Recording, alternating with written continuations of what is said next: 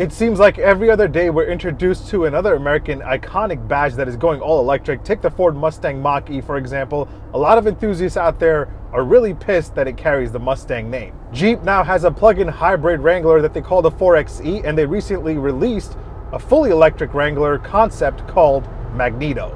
Well, before all that becomes the norm, let's enjoy sounds like these a little bit longer. My name is Omar, and today I'm test driving the 2021 Jeep Wrangler Rubicon 392.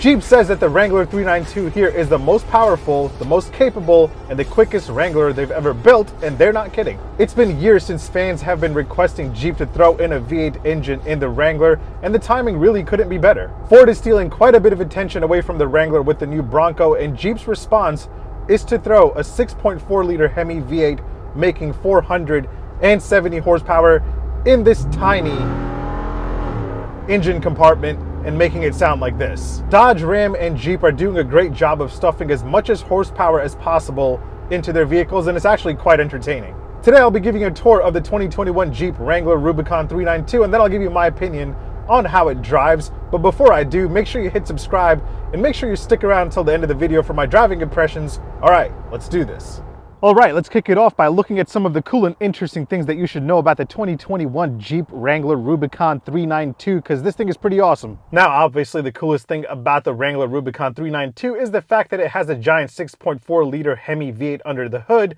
Other than that, it has all the cool Jeep features. One thing I do want to point out is that all Jeeps come with this little toolkit that you can use to take off the doors, the roof, and the windshield. Now, if I took apart the doors and the windshield, I would definitely lose all the nuts and bolts, but there is a hidden area right here under the cargo area where you can put them in an organized manner, and they are labeled door hinges, roof, and windshield. That's a cool Easter egg. Speaking of Easter eggs, Jeep is known to hide a lot of Easter eggs throughout their vehicles, and the Wrangler has a lot of them. That said, let's do a quick rapid fire session covering as many as I can find. Oh, and if you don't care for the Easter eggs part, or if you already know all about the Easter eggs, you can skip to the time code for the pricing details. Look at me, valuing your time. First up, you have a graphic of these sandals right here. What are these for? This is actually a shout out to Jeep enthusiast and journalist Rick Payway. Apparently, Rick loves wearing sandals wherever he goes, and that's why you see these here. Wrangler Rubicons have a bunch of flat fender wheelie shout outs all around. You'll see a silhouette of them on each wheel depending on the wheels you get. I don't have them here, but you'll definitely see one on the windshield right here, and you'll also see one on the shifter right there. You'll see one in the back of the middle of the floor mats right here. And if your Wrangler Rubicon is optioned out with adaptive cruise control, you'll see a wheelies as the vehicle in front of you that you're keeping a safe distance from. Alright, so you see these 7 slots right here under the windshield. Well, these right here mimic the 7 slots on the front grille that have sort of become Jeep's defining design element. In fact, you'll notice they have removed the Jeep logo altogether on the front because this design cue has become so iconic. Pop open the hood and take a closer look, and you'll see 7 slots right here and 1 right there. There's 1 on each side. Look right above the rear view mirror and boom! 7 slots. You'll also see 7 slots on the back of the tailgate where you can actually hook on your camping gear. Oh, and not to mention, there's a cup holder right here for when you're tailgating kind of all by yourself because there's only 1 cup holder. You also have a graphic showing the wheelbase and water fording dimensions right there with a shout out to Toledo, Ohio, where Jeeps are built. If you have a JL Wrangler, you'll find some Morse code. In this box right here, you'll see the letters JL, and right under it, you'll see Morse code for JL. Why Morse code? Well, because the original Jeeps were military vehicles. Now, if you take a closer look at the floor mats, you'll see some kind of an off-road map printed on top. You'll also see a graphic of a shovel and pick along with the skull of a dinosaur, which I don't know what it really means, but I'm guessing it's a shout out to Jurassic Park since Jeep Wranglers were used in the movie to go inside the park and run away from dinosaurs, so that's kind of weird. Now, once you start up your Wrangler Rubicon 392, you'll see a graphic of an old Willys transform into a modern Jeep. Now, look again closely and you'll see a tiny little Jeep drive across the screen. You'll also see a tiny Jeep drive across the screen when you activate your off-road pages with the words, "Maybe lost, but never stuck." Now, a lot of people don't know this one, but these 3 little spokes on the steering wheel are a nod to the old Jeep steering wheels from 1941, which had 3 spokes. Now, that's really all that I could spot, so if I missed a few, let me know in the comments because I would love to know. All right, let's get to the price. How much does this thing cost? Pricing for the Wrangler Rubicon 392 starts at $73,745, As tested here, you're looking at over $78,000. To put that in perspective, that's about $24,000 more than the next most expensive Wrangler, which is the high altitude. And really what you're paying for here is the engine and the power. My test model has a few extra options that make it cost more than $78,000, including this beautiful Snazberry Pearl Coat paint, which will cost you $245 extra.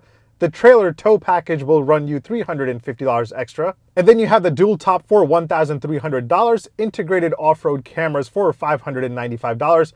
Cool thing here is that you can actually wash the camera in the front if it gets dirty while you're off-roading. Other than that, a lot of what you see here is standard, and it should be for a starting price tag of around $74,000. Standard features include these giant 33-inch tires wrapped in 17-inch beadlock capable wheels. The steel bumper on the 392 is standard, whereas on the Rubicon, the regular one, you'll have to pay $1,745 extra. The lighting group is also standard on the 392, so that will give you LED headlamps, LED fog lamps, and LED taillights. Love the design of these taillights a lot. You also get leather trim bucket seats, and since the cold weather package is standard on the 392, you get standard heated seats and a standard heated steering wheel. The Alpine audio system is standard, not to mention the subwoofer in the Cargo is actually waterproof. You also get a standard 8.4-inch touchscreen display with navigation, and you also have Apple CarPlay and Android Auto. And then all the safety packages that are optional on the regular Rubicon are standard here, so you'll get standard blind spot detection, brake assist, and adaptive cruise control, and much more. All right, let's talk horsepower and torque. Power comes from a 6.4-liter HEMI V8 pumping out 470 horsepower and 470 pound-feet of torque, and that's made it to an 8-speed automatic transmission. And that will allow you to go from 0 to 60 in just 4.5 seconds. You can run a quarter mile in this thing in about 13 seconds flat, but the top speed is still limited to 99 miles an hour because of those giant tires. Oh, and in case you forget, that's where you put the fuel. You have to use 91 octane on the 392. Fuel economy wise, you get 13 city and 17 highway. You have a 21.5 gallon tank capacity. I'm averaging, after a few days of driving, a total of 11.8 miles a gallon.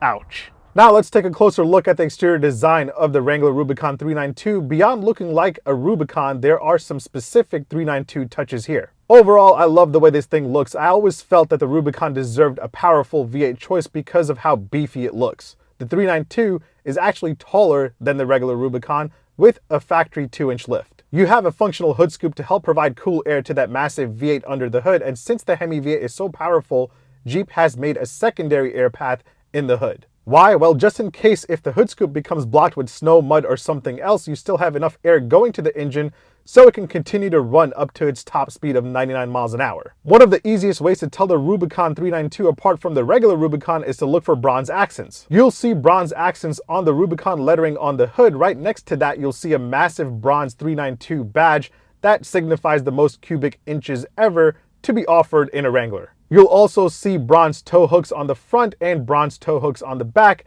The Jeep badge and the trail rated badge are also in bronze. And the bronzifying doesn't stop there. You'll see bronze highlights on the actual engine, and even on the Fox shocks decal is outlined in bronze. So yeah, if you want to tell this apart from a regular Rubicon, you can just take a look at all the bronze trim and accents, or you can just look at the quad exhaust tailpipes and call it a day. Let's check out the cargo capacity before we move on. You open the tailgate by pulling that handle there, lifting up the glass, and you have 28 cubic feet behind the second row. And with the second row folded, you have 67 cubic feet, so you have plenty of room. Hop inside the 392 and it's pretty much the same story as every other Wrangler. I will say Jeep has worked very, very hard to upgrade the look and feel of their interiors quite a bit. It's definitely nicer in here. You have soft touch materials all around, like here on the doors, and then you have some like fake leather on the dash right here, which looks pretty nice, but then you have some areas that don't feel like a car starting at around $74,000. Now, there's probably a good reason why seats on a Jeep Wrangler aren't power controlled, but this thing here cost over $78,000, so I would expect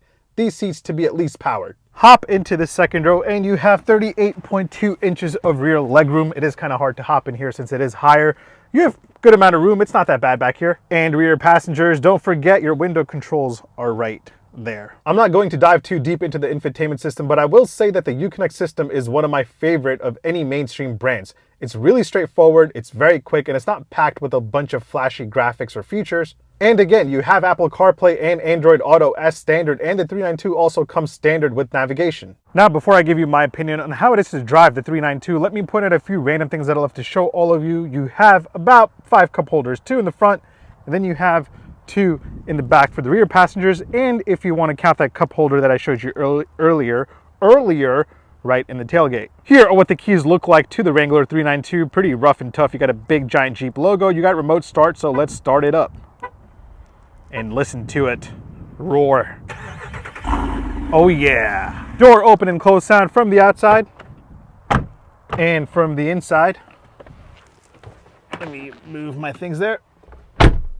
Pretty solid, but still pretty Wrangler. Charging game wise, you don't get a wireless charger, but you do have a USB-C port right there and a USB port right underneath it. You also get a USB port under the center armrest. And the rear passengers get to enjoy 2 USB-C ports and 2 USB ports. That's pretty impressive. Let's do a quick indicator and horn sound test here on the 2021 Jeep Wrangler Rubicon 392. Indicator first.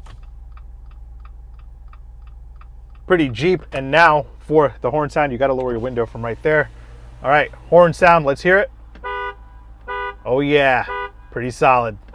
I like it a lot. And now that I've given you a tour of the Wrangler 392, let me give you my opinion on how it drives. All right, let's get to it. So yeah, 470 horsepower, 470 pound-feet of torque from a 6.4 liter HEMI V8. You don't have launch control, but you can constantly just floor this thing all day long and it takes off, making a loud engine noise. 0 to 60 comes in just 4.5 seconds, and you could run a quarter mile in 13 seconds. Those are the type of numbers I thought I would never ever see in a Wrangler. This thing is tough, it's loud, and it gets terrible fuel economy. After a couple days of driving, I'm averaging 10.5 miles a gallon. Yes, there are Wrangler and off-roading enthusiasts out there that will totally appreciate this, but they also have to be okay with spending around $74,000 on this. As tested here, you're looking at around $78,000, and that just makes me think somebody who is not Wrangler obsessed, why would you buy this over the Jeep Grand Cherokee SRT or the Dodge Durango SRT? The Jeep Grand Cherokee SRT starts at around $69,000. The Dodge Durango SRT starts at around $64,000. And you can actually use those two comfortably in your daily life. Not to mention the Wrangler 392 is technically a Rubicon, so it rides on 33-inch giant tires, which means your top speed is limited to just 99 miles an hour.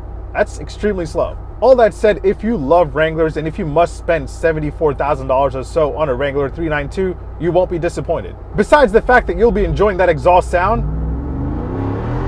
and that 6.4 liter HEMI V8, this actually feels like the best riding and the best handling Wrangler ever. Let's see how it handles on this exit ramp, because I'm pretty confident driving this thing. Let's see. Things will probably slide around. Oh, a little bit scary, but not bad.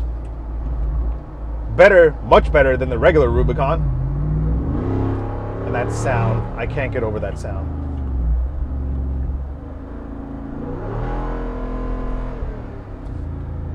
A Hyundai Elantra killed my fun. It's okay. It actually feels more comfortable than the regular Rubicon, and it isn't all over the place when you're driving it every day on the roads. The regular Rubicon is all over the place, especially when you're on the highway going about 65, 70 miles an hour. That thing becomes pretty unstable. I didn't take it off-roading because I'm not good at that kind of a thing, but on everyday roads, this thing is pretty stable. If you have $74,000 or so to spare, and if you're looking for thumbs up from other Jeep owners, or if you're just looking to beat the hell out of anybody that's showing off their new Ford Bronco, this is a great buy. Either way, thanks for watching. Make sure you hit subscribe, make sure you hit like, make sure you follow me on Instagram and on TikTok. My handle is @OmarDrives. I'll catch you on the next one. Take care. Peace. I can't get over this sound. I don't know if you heard me while I was recording, but I enjoyed the hell out of this car.